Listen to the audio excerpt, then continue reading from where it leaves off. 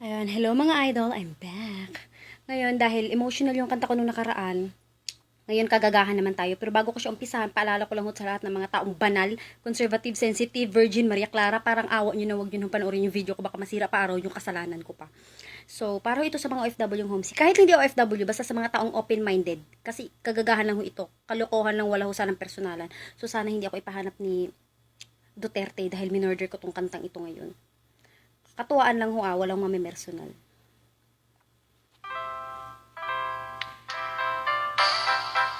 Kaway-kaway sa mga taong karaan.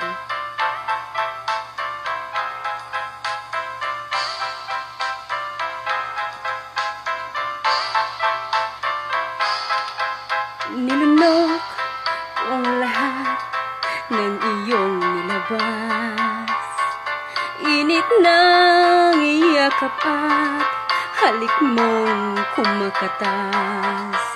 Ang sabi mo noon sa akin masaya ka, ngunit pinagmukha mo kong tanga.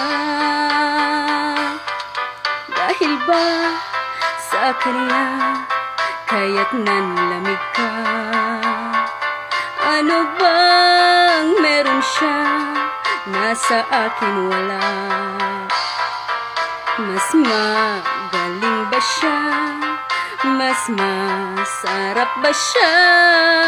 Ang saging mo kinakain ba niya? Dahil ba baero ka kaya't naghanap ng iba? Ang sabi mo noon sa akin kontento ka, babaero kasi ngayon nangangate, kaya't dinali pa si kumare.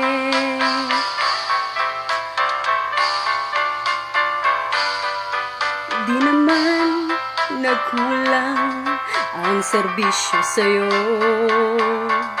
lahat ng posisyon ay ginagawa ko. Kahit yan ay maliit, ako ay nagtiis. Huwag mo lang akong ipagpalit. Tumatanda ka na, lumalandi ka pa, wala nang maibuga kasi kulubot na. Kahit pagod ka na, bumabayo ka pa. Ganyan talaga pag tumatanda na. Tumatanda ka na, kumikiringking pa, kahit hirap na nga, nangangalabit pa.